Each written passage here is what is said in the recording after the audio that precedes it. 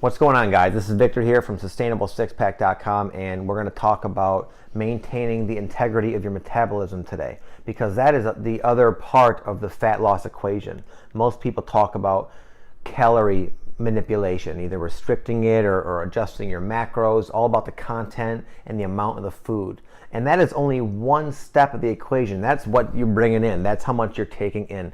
The other step that again, people just don't really talk about, and yet it's a vital component, is how much you burn. And how many calories you burn is dependent upon the integrity of your metabolism and ensuring your hormones are in balance, basically, because your metabolism and hormones kind of work side by side.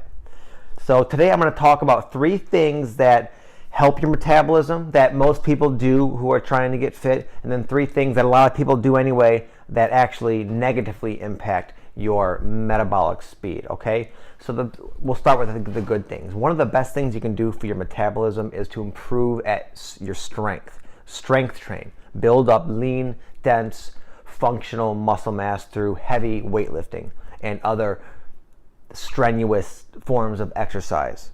Okay, because as you add the strength and the muscle, it's going to just muscle existing on your frame increases. It's a metabolically active tissue opposed to fat. Fat doesn't do anything but just sit there and take up space. Adding muscle will actually burn calories just to sustain itself. Not to mention rewiring your nervous system for strength and efficiency. It also indirectly helps with your metabolic processes as well. Another thing is to get a good night's sleep. A lot of people struggle with this, and I'm one who struggles a little bit because I have kids.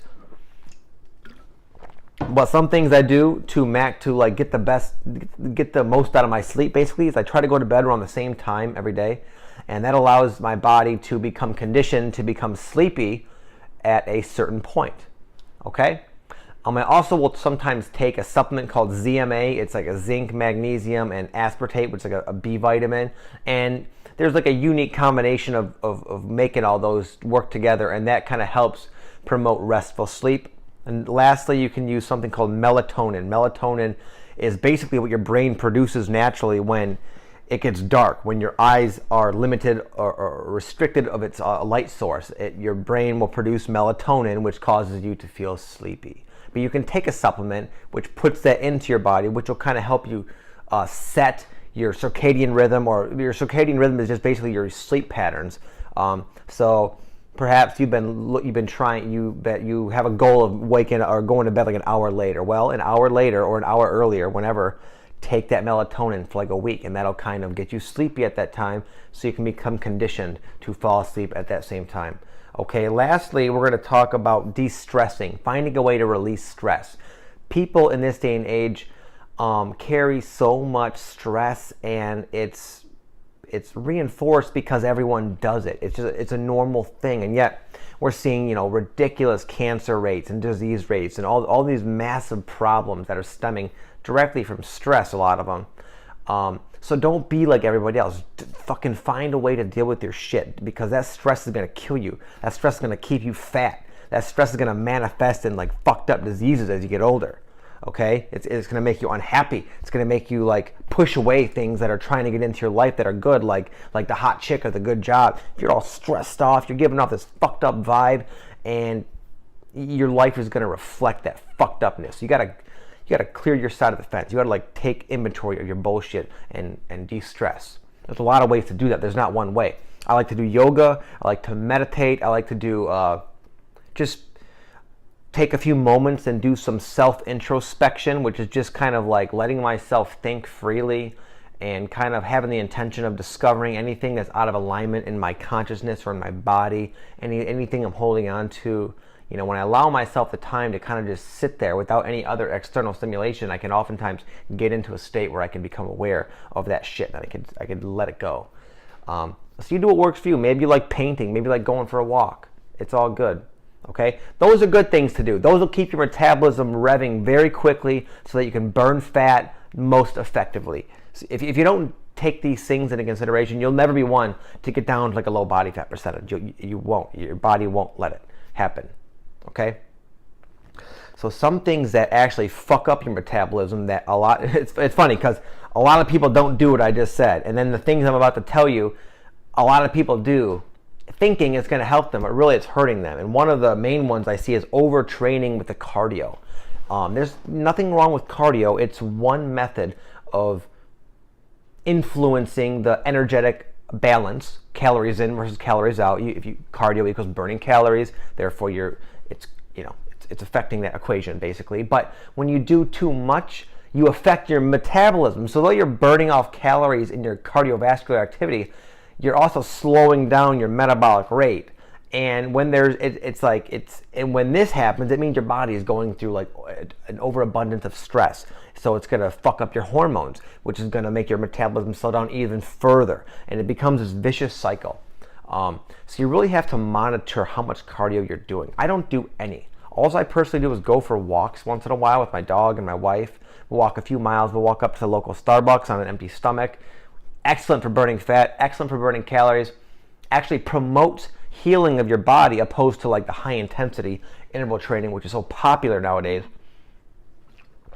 Personally, I've found that to be make it almost impossible for me to get lean because it's so hard on your central nervous system, especially when you get in better shape. When you get better and more explosive and you do these like short bursts of activity, that's when you really drain your nervous system. Yeah, you get a little minute afterburn effect, which is blown way out of proportion. It's hardly even relevant in the fucking discussion. It's not that much. It's very negligible, but marketers and people promoting products will make it seem like you're burning calories when you're just sitting there on the couch. So it sounds very nice and romantic, but the reality of it, it's not a big fucking deal. Okay? And again, it has negative effects. It limits the amount of energy you have for your strength training, which is what is necessary to again raise your metabolism, but also look good and have like good hard muscles. All that cardio makes it hard to maintain your muscles. So that's definitely one thing. All these like boot camps and fucking like P90Xs, they're all good in their own sense, but I'm talking if you want to get really lean easily, it's not the way to go, man. And dieting. The dieting process in and of itself will eventually lead your metabolism to slow itself down because your body does not want to give up its body fat stores. It has a survival instinctual quality to it where it prefers to be a little bit flabby because it knows, God forbid, the food source gets cut off, we'll be able to survive for quite a while. So you really have to do everything kind of really well and make sure all your angles are covered to get to kind of like convince it to allow yourself to shed its like last little deposits of body fat so that you can see that six pack. You can't will it that way. You can't just force it because your body will just say fuck you. I'm gonna slow this shit down. Sorry. Go ahead. Eat 1,000 calories a day. Go ahead. Do fucking 2 hours of high intensity interval training every day. Fuck you. That's what it says, and that's what happens. That's why people get so pissed off. They get stuck. They say, I'm doing all this shit. I'm eating so little. I feel god awful. This sucks. The hell with this. But it's because they're doing it wrong. Okay? You got to restrict your calories. But eventually, if you've been dieting for like maybe a month or two or even longer or sometimes even shorter, your metabolism will slow down. In which case, the answer is not more cardio. It's not reduce your calories. It's to bump your calories back up. Get your metabolism running. Let your body know that, hey, we're not going to always diet.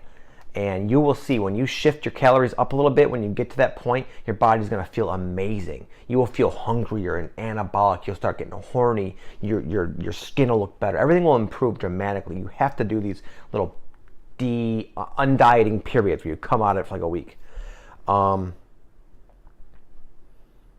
And remember to make strength improvements, get a good night's sleep, and only do cardio that works for you. Monitor how you look, how you feel, how you're improving in the gym.